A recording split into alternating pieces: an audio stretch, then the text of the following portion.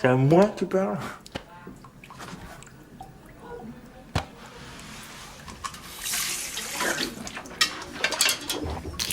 C'est à moi que tu parles, enculé, c'est à moi que tu parles. Hein? Ça, c'est à moi que tu parles, là? Oh, oh, oh, oh, oh, c'est à moi que tu parles. Mec, c'est à moi qui parle, son cul. C'est à moi qui parle, putain. C'est à moi que tu parles comme ça, mec. Vincent Cassel is a freaking beast, bro. Matthew Kassovitz, or whatever you call his name, I'm not French, is such a great director. He released this film and used the dolly zoom in a way I just haven't seen it used before.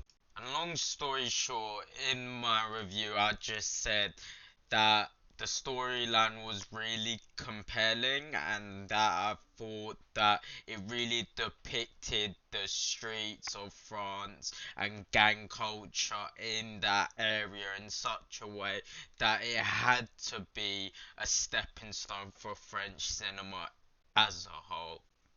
The film follows Said, Vince, and Hubert in amidst a riot against the police for a youth that was tortured.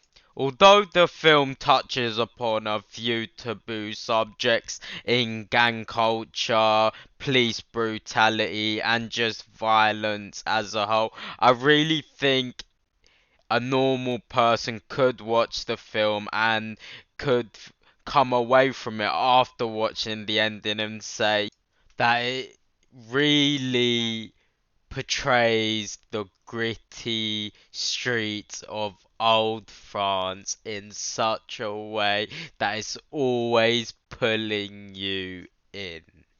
And regardless of it winning 3 Caesar Awards and Best Director for Matthew Kassovitz at the Cannes Film Festival that year, I still believe that the film didn't have to be in black and white, but just for that one step of it being in black and white really made it purposeful in its fight to be recognized amongst its predecessors in foreign cinema.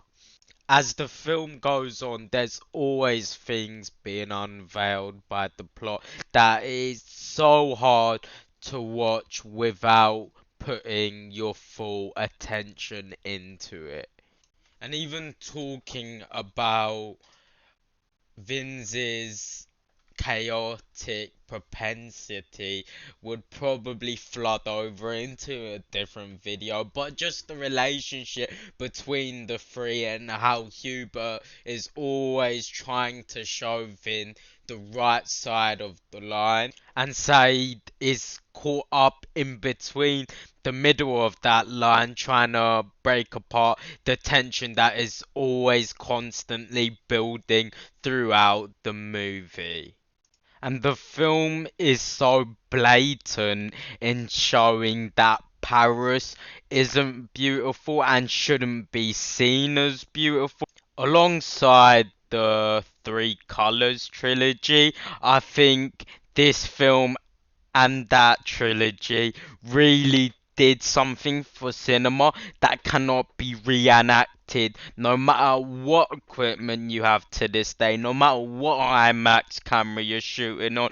Just the level of depth and style and story and plot line that this film has, it completely destroys any independent French film that's being released to this day.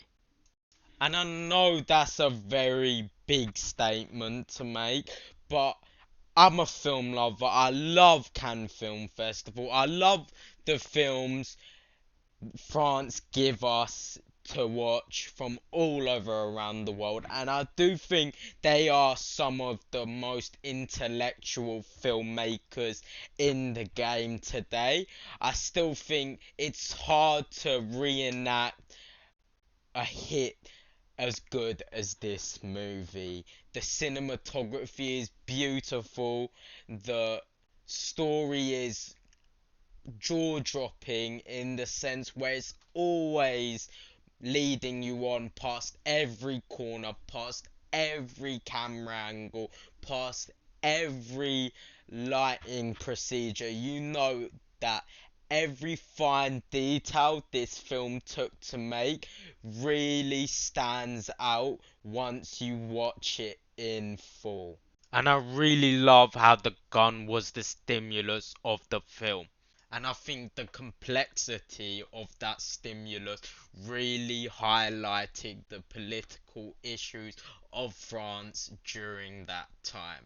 And I know it's far from an experimental film, but the experimental techniques used in the film really attributes its visual style and impactful viewing experience. What would I give this film? It's easy, a 5 out of 5 stars. If you enjoyed this video, please drop a like and a subscribe, and hopefully there'll be another one soon for you. Till then, take care. Peace.